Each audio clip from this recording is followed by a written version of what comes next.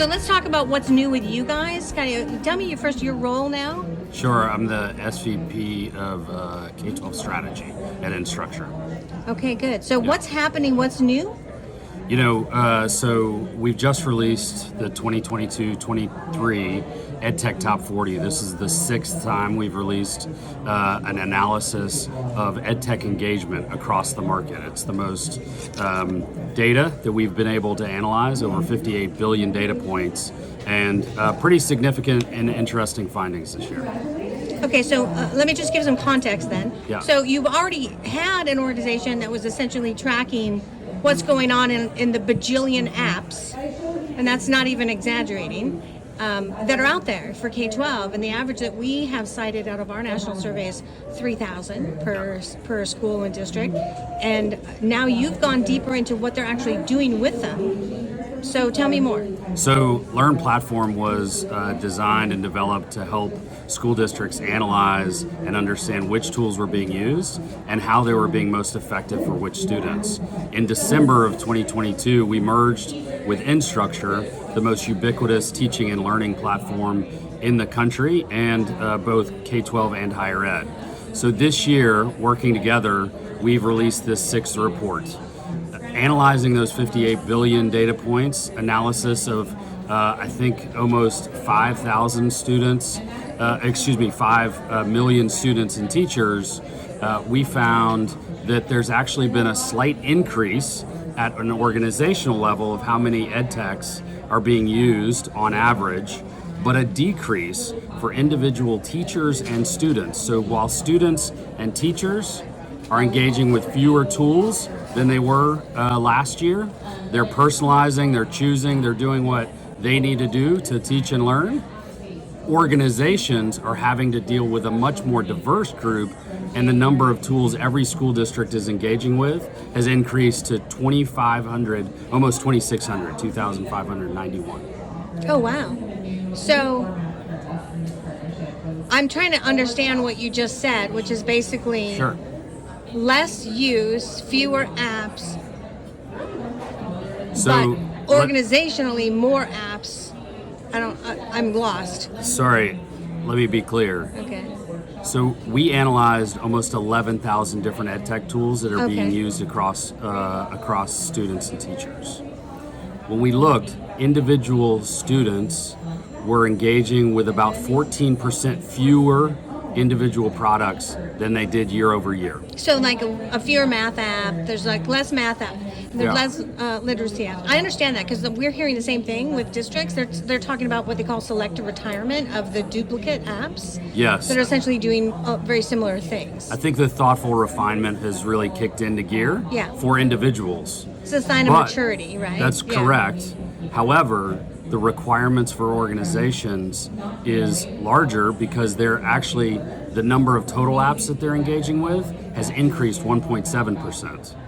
So at the organizational level, they have more diverse number of tools. Not Yeah. everybody's using the same thing. Yeah. But this puts more requirements on school districts to ensure that their ecosystems are safe. They're protecting student data privacy, that they're accessible, that they're delivering for a more diverse student and teacher set of requirements. Yeah. And that's, that's a pressure, especially as we enter into a funding cliff. Yeah, and that remains to be seen because there's still so much money. I don't know how they can possibly spend it. But, okay, so you're tracking very similar to what our data shows, which is essentially that there's a lot of apps. The market's moving into a higher maturity rate because pre-pandemic, there was only about a quarter of the school districts that were mature enough to start selective reduction, deduping. And now, since everybody joined the fray with machines for everybody, and they started buying more apps last year than we've ever seen. I mean, the app spend doubled almost last year.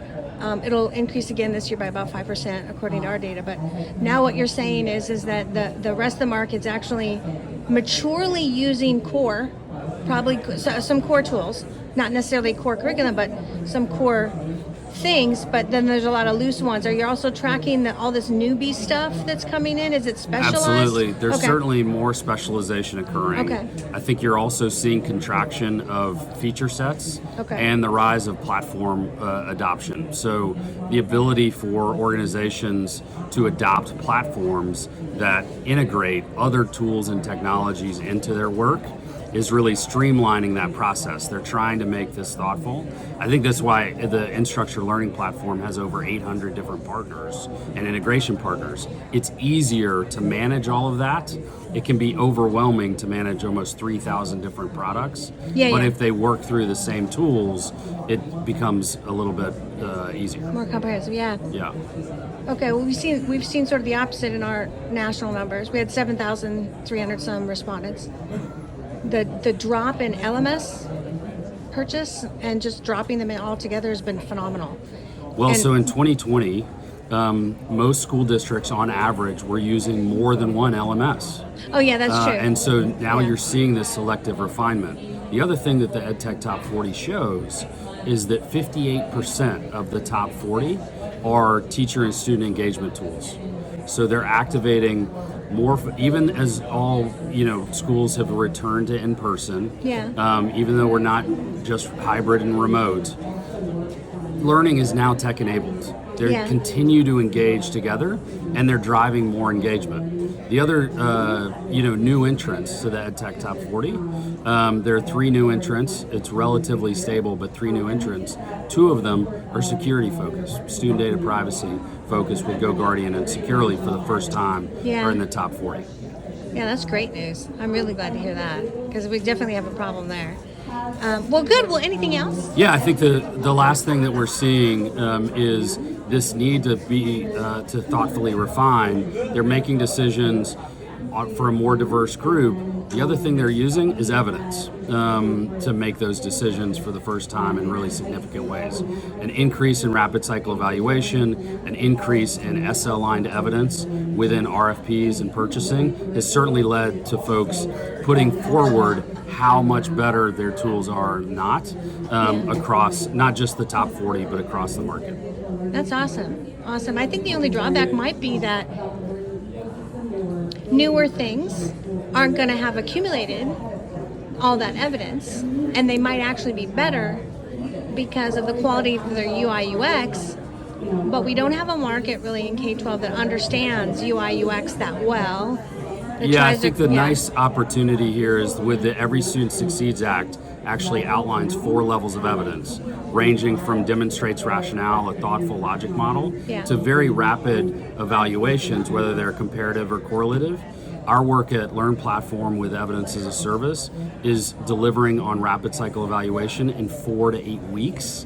So Okay. it's no longer an excuse to say, hey, this is going to take years. Any organization can start their evidence-based journey and start building that cumulative evidence much more quickly than they could through traditional Well, research. that's awesome. I like that a lot. Okay, good. Well, really, thank you so much for your time.